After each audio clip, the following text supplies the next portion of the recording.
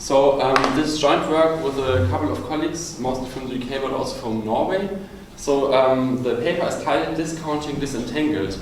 And what we do in this paper is that we try to, well, basically we run an expert survey in sort of the sense that Kian might like it to have or not. That's something we can discuss later. So we asked more than 200 experts on, and we try to disentangle sort of the extent and the sources of disagreement on the long-term social discount rate. That's sort of the aim of this project, and I'm really thrilled to be able to present this to mostly a philosophers crowd, so I'm really looking forward to your comments later. And also thanks for some of the people in the room for having participated in this survey, of course. So social discounting for the long run, I guess I don't have to talk too much about the motivation. Most of you know it. It's a very crucial but also very controversial area. So a previous survey with economists has been run by Weizmann 15 years ago, and in advertising his paper he said that choosing the social discount rate is one of the most critical problems in all of economics. So maybe that's a bit exaggerated, but I guess you being here we can agree that it's somehow important. And we also are aware of the substantial disagreement among experts, among participants in the discussion on social discounting. So there has been some really stark language going around, not just after Stern, but previously William Bowman has stated that you are basically stumbling around in the dark jungles of the second best. If we are searching for the right answer to what should be the social discount rate. And if some claim to have found one, like Lord Stern, they get accused of stoking the dying embers of the British Empire. So really some substantial disagreement going on here. But it's an important question, of course, so I won't go through this numerical example, but jump in. So basically, of course, we had in mind a much more complex survey, but we had to trim it down as much as possible. So we ended up basically asking about the fundamental components of the long-term social discount rate within the setting of the simple Ramsey rule. And this had many reasons, but one is that this is really sort of the most influential model that is also used in policy. So you have these different approaches to the Ramsey rule, 3 different approaches. I won't go into detail here. We spell it out in the paper. But sort of different approaches to this simple Ramsey rule are used in different policy circles. For example, in the US you have sort of this opportunity cost of capital approach, somehow use observed market rates of return. And in Europe it's more prominent, for example, in the UK and in Germany you have this sort of social rate of time preference representation of the Ramsey rule, and this is used to guide policy on these matters in, for example, UK and Germany.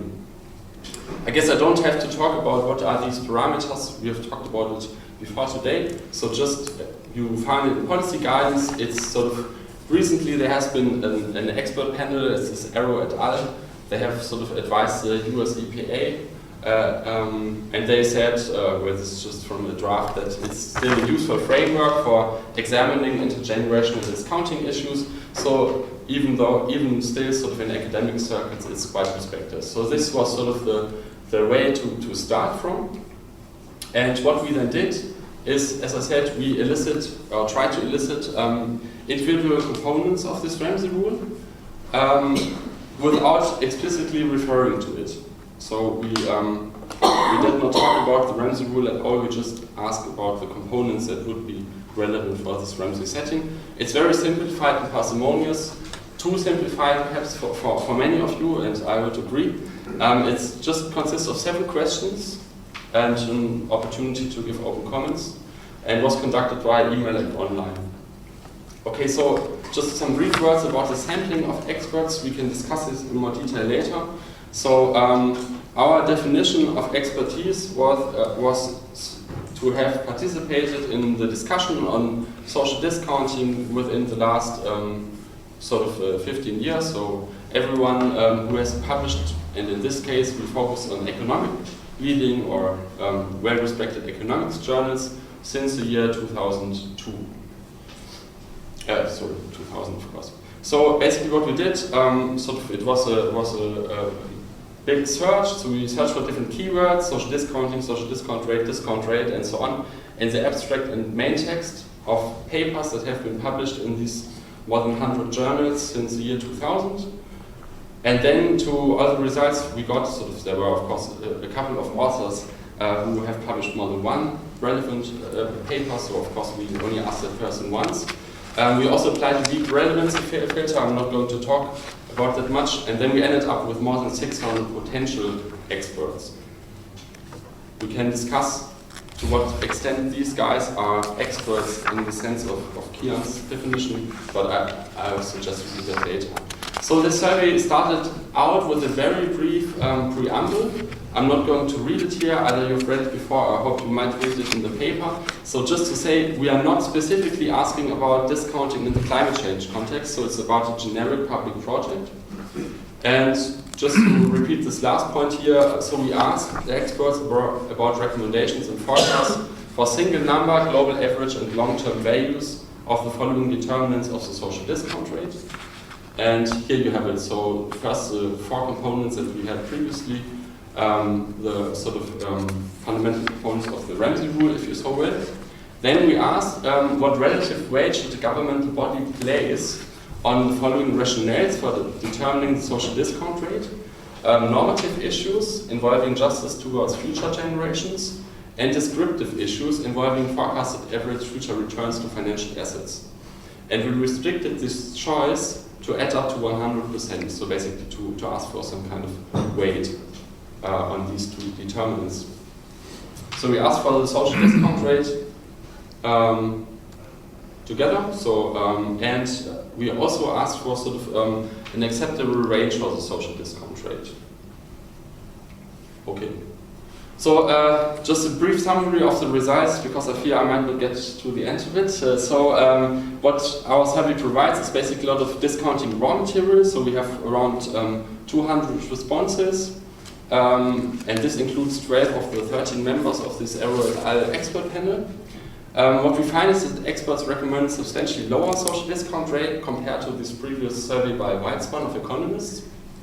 We find that with respect to this Ramsey rule, so in some sense we wanted to test whether in the recommendations of experts the simple Ramsey rule holds, whether it's justified that a lot of policy guidance builds on it, and we actually find that only a minority of responses confirm to the simple Ramsey rule.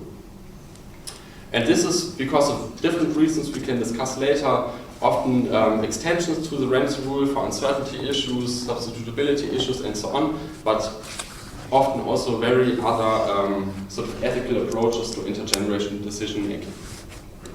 What we also find is that there's considerable disagreement on discounting procedures on the one hand, and also then explicit values for the social discount rate. But despite this disagreement, we find a surprising degree of consensus when we consider these acceptable ranges for the social discount rate that we elicit. We find specifically then that more than 3/4 of experts find an SDR of 2% acceptable, and this also turns out to be the model and median response. Okay, so here you have the results for the social discount rate. I think I'm just going to skip over this. We can come back to it later if you like. You see there's a lot of disagreement going on. You see mean, median and mode closely being around 2%.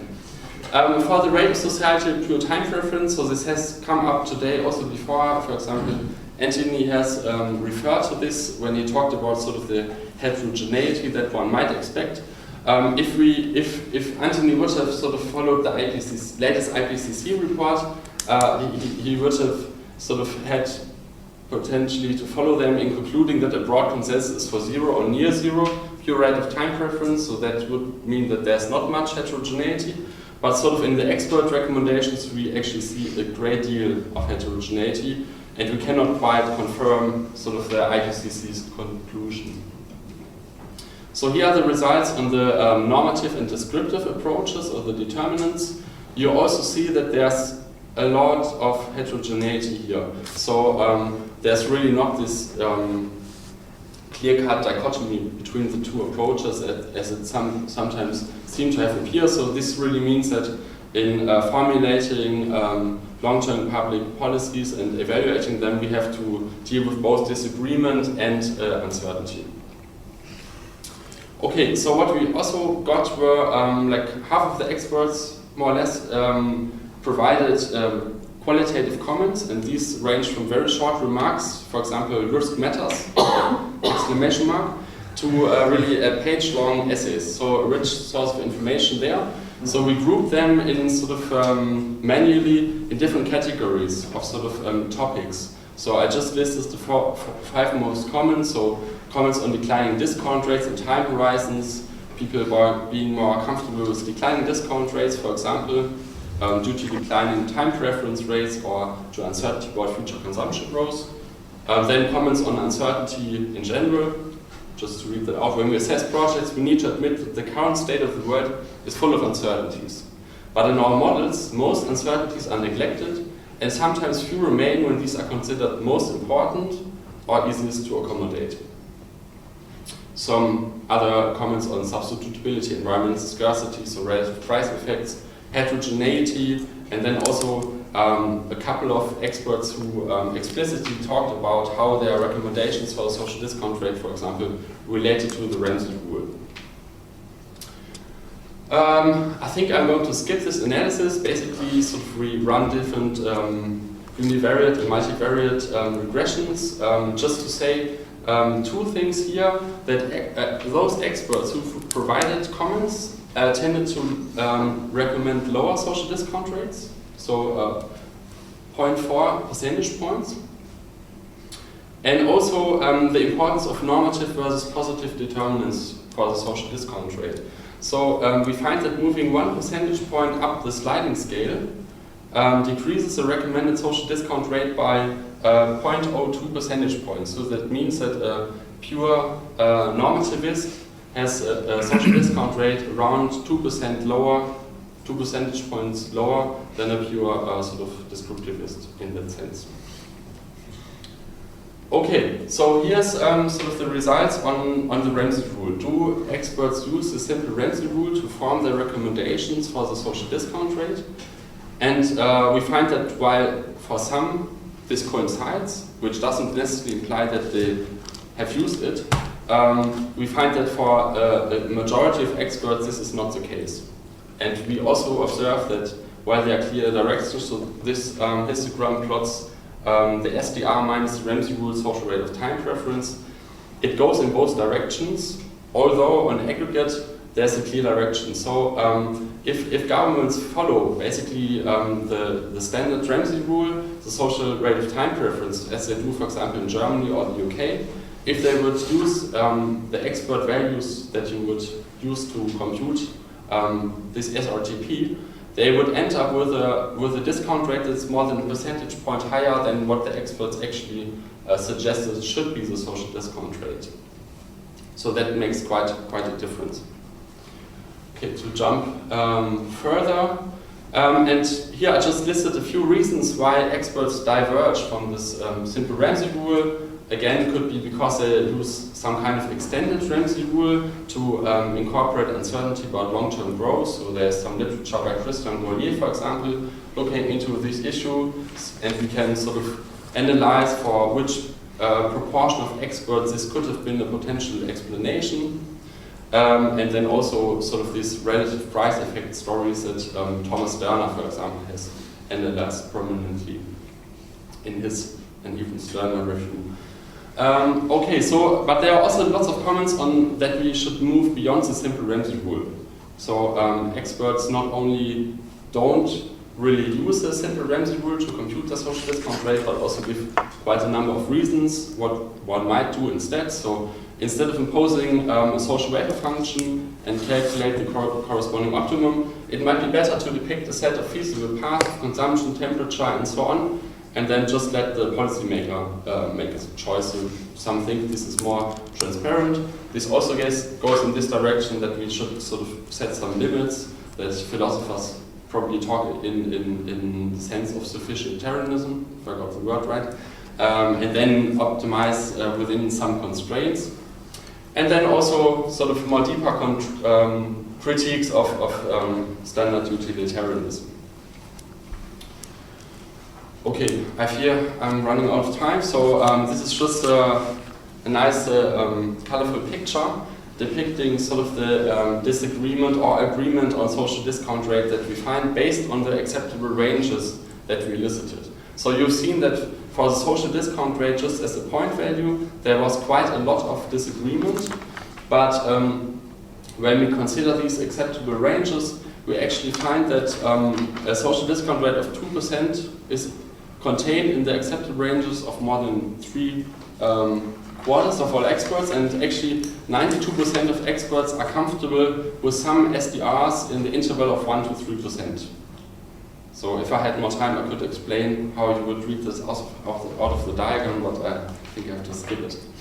Okay, with this you can also sort of have a look at sort of some of the prominent positions that have been voiced before and how representative they are. So for example, Nordhaus's social discount rate of 4.5% is contained in the acceptable ranges of only 39% of experts, and Stern's is in the range of 57% of experts. So the debate has been largely driven by these two prominent scholars, and these are not quite sort of in the center of the debate. So a policymaker might not necessarily want to follow either of them. Okay, to conclude, some of these points you have seen before. Let's see what's new. So we find no consensus on near zero pure rate of time preference, so this might be particularly interested for the philosophers. We find that the prominence of the simple runs rule in policy guidance should potentially be revisited, and we find quite some evidence in favor of the long-term social discount rate of around 2%, which is the modal median recommendation, and it's included in most of the acceptable ranges of experts.